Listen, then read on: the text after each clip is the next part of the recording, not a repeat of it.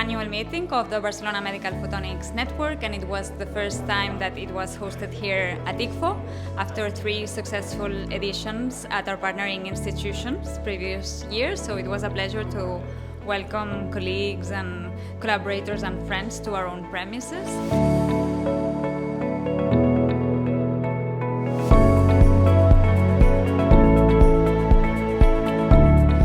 This year's topic was bridging brain science with clinical care. So it was, as usual, very interdisciplinary.